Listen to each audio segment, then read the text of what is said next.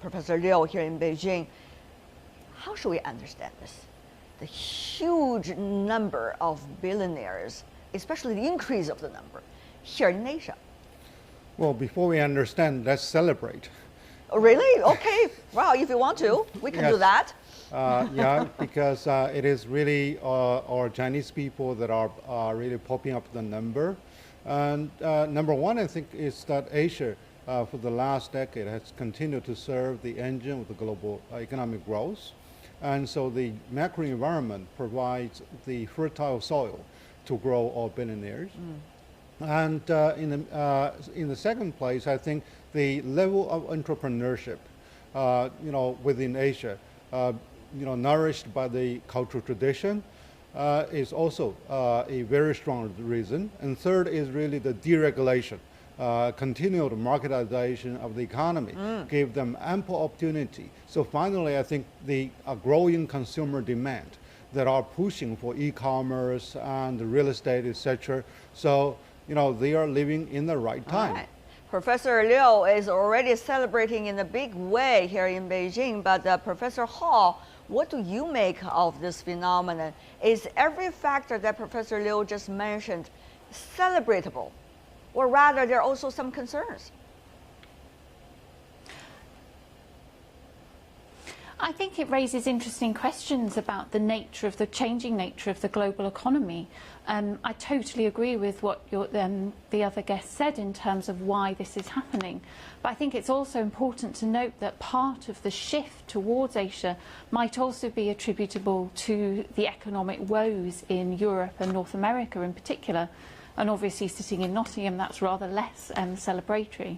I think also it's important to note that the industry that supports these very wealthy individuals, the wealth management industry, is increasingly aware of the need to service people in Asia, the very rich. So we're seeing growing numbers of private banks, etc., opening in China, Singapore, etc. That's right. But Professor Liu, where does the money come from for these people? How could you suddenly see a huge wave of billionaires just pop up like mushrooms all over Asia? It is not just in the emerging economies, it's also in developing economies as well. So how should we understand this? Well, once you hit on the jackpot with the money, and money creates money. So, of course, entrepreneurship in the first place, particularly for the Asian billionaires, they grow, most of them grow from the rags into riches and self-made, billionaires. So they are smart in the first place, and they are really, are able to grab opportunity. And the other is really innovation. So the real estate aside, why real estate aside? I mean, it creates a lot of billionaires, right? That's and true. that's where one of the problems is. Real estate is the conventional way to grow billionaire, but rather, e-commerce, the WeChat, these type of IT-driven, innovation are there to pop up more of the younger generation to move ahead. And I think that can really be more attractive to more of the younger generation to follow suit. All right. In order to understand what exactly is the makeup of these billionaires, we need to take a look at some of the numbers.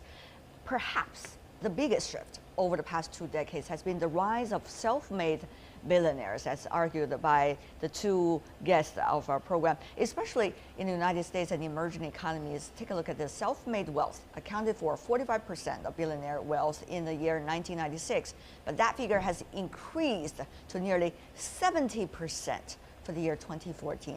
Another source shows that 56% of the billionaires were self-made last year, compared with 13% of heirs.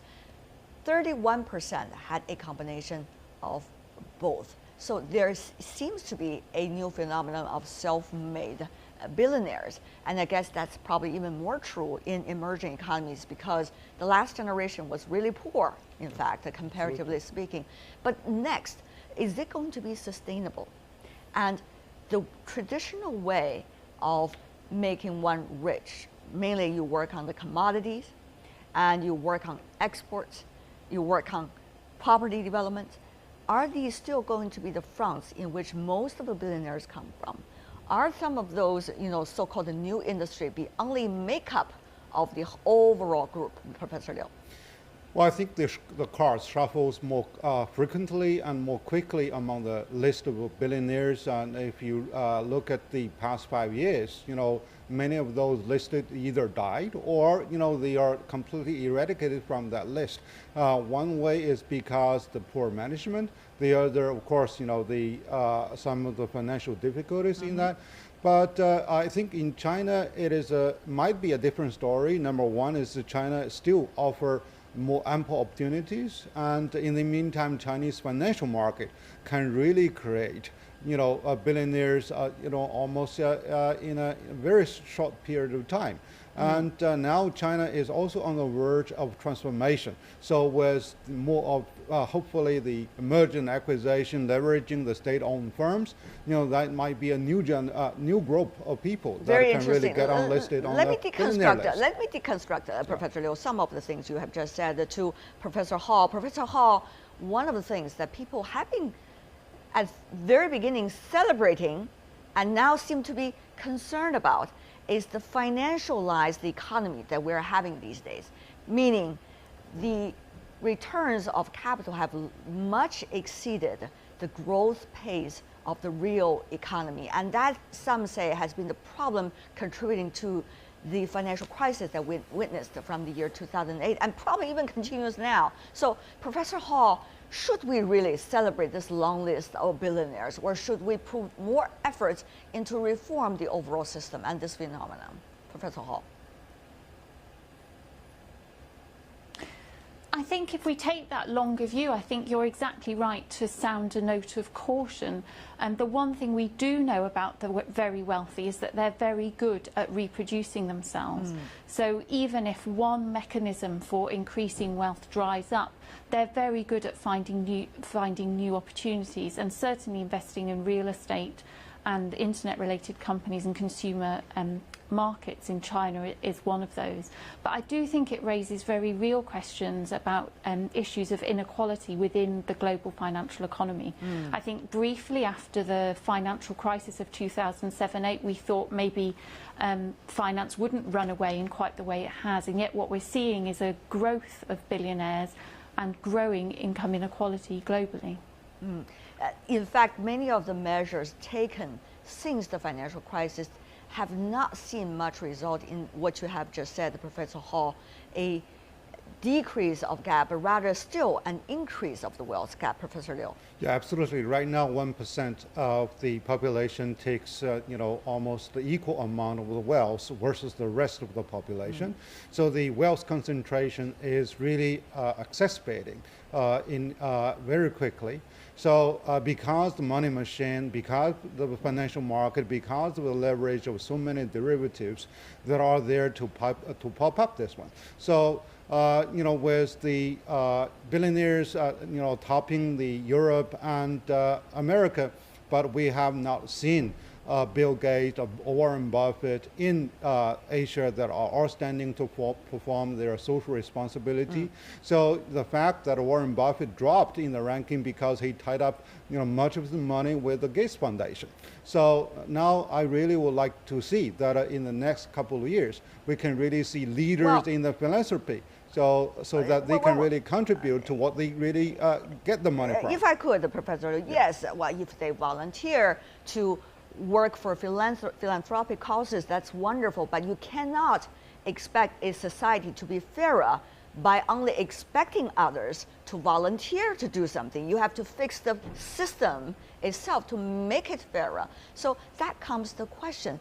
With Asia being the breeding ground of billionaires, that should be celebrated because there should be more wealth as a result. But on the other hand, it could also be a cause of growing concern because of the ever-growing wealth gap. Professor Liu, are you seeing economies in this region, in fact, have been quickly adjusting their own situations and systems in order to avoid the latter going even further? Not exactly, because the equal opportunity is pretty much still a political slogan. So and also with the first buck of money, and you can easily make more bucks of money. Right. And right now we also see a danger that the economy is hallowing because people would rather play more of the money game than to put the money into the real manufacturing industry and to improve on the innovation. So this is something that, well, the government with the private sector will really have to work together to find a strategic path for a more sustainable solution. Professor Hall, here is the question. That is, how can we make sure under the current circumstances that things can be changed so that the gap can be narrowed in a way, because it seems that the more money the very top have, the so-called billionaires, and some of the others have, the fewer opportunities there will be for the others either to invest or to move their social ladders up. Professor Hall, what do you make of it? What do you think should be this killer policy that economies should adopt at this moment? I think the crucial issue here is the way in which the financial services sector has become increasingly separated from what gets termed the real economy. And so I think trying to get finance to work better for the nuts and bolts of the economy is going to be absolutely crucial here.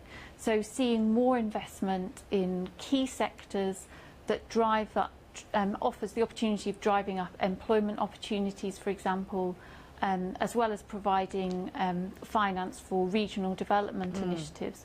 So I think really trying to overcome the divide that seems to be emerging between finance, which is increasingly being populated by the very wealthy, and getting that financial services sector to work for the rest of the economy rather than to almost float separately like a money game, as your other guest has called it. We see two things, Professor Liu. One is with more and more billionaires in the market, we're going to see more dominating of the economy by some individuals. That's right. That's one thing. The other thing is we are going to see more taking advantage of the current system, for example, tax havens around the world, to create more wealth for certain small groups of individuals.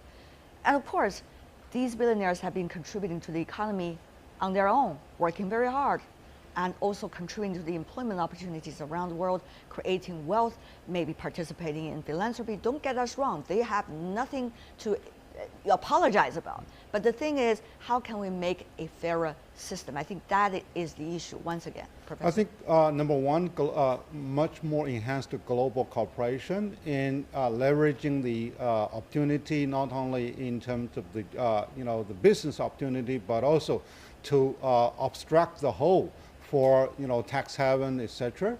And second place, to encourage really fair competition through the anti-monopoly law.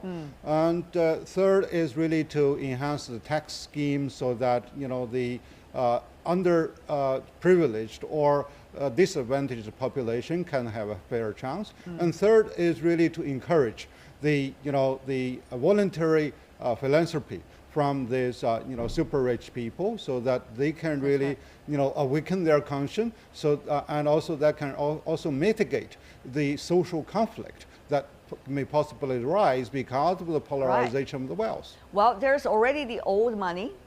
These billionaires, they already got a lot of cash on hand. On the other hand, there are also those coming into the new tech areas, those self-made and those billionaires who have also put their money into the new areas. And here comes the issue, as Professor Liu just said, the anti-monopoly problem that we're going to see, because the legislation cannot catch up with the speed of the real development of the new industries. So Professor Hall, in this regard, what do you think are some of the most important steps that should be outlined in policies in the near future? Yeah, I think this is a very good question, because it points to one of the key differences between the very wealthy in Asia and China compared to Europe and North America.